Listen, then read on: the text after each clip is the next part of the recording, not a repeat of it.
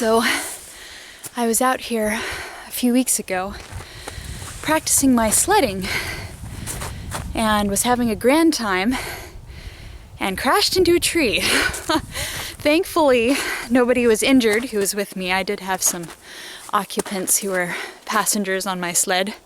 Everybody was okay, and I thought I was okay till a couple hours later, one of my fingers just started aching, and I got to the point where I couldn't move it, and eventually to the point where I couldn't even move my other fingers. And after consulting with medical family, I went in to get an x-ray, and I had to take off my wedding ring, and as I did so I thought, why is it the finger with the ring that's hurting? I bet that ring jammed in there and something got injured, and I was really annoyed at my wedding ring.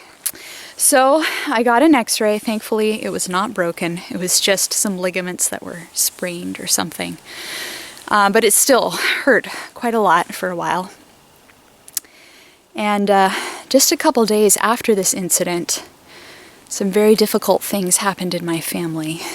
I won't go into any details, but it was devastating. It was some tragedies kind of back to back. And I found myself floundering emotionally and spiritually and just saying to God, why in the world? Why did this happen? Didn't make any sense. And I couldn't hear his answer. And a few days later, I pulled out my wedding ring to put it back on. And as I did so, I looked at it in amazement and realized that it was no longer perfectly round. It had been smushed into an oval. And thankfully it still fit on my finger, but it's misshapen now. You probably won't be able to tell in the camera. But as I put it on, my feelings of disgust for this wedding ring transformed into deep appreciation. Because although I could not replay everything that happened in that sledding accident, I came to the realization that my hand had been under some intense pressure of some kind. And as I looked at that wedding ring and thought about my limited understanding of the situation, and as I thought about my family and the pressures we were under, I realized that God was still surrounding us with His love, and that He was sustaining and He was near. And I asked the other members in my family, are you feeling that sustaining presence?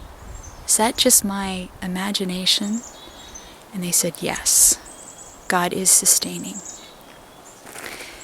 And through all of this, a verse that has meant so much to me is Psalm 34:18. The Lord is near to the brokenhearted and rescues such as are crushed in spirit. If your spirit is crushed, don't despair. God is there. He's with you. He's surrounding you with His love. He'll carry you through.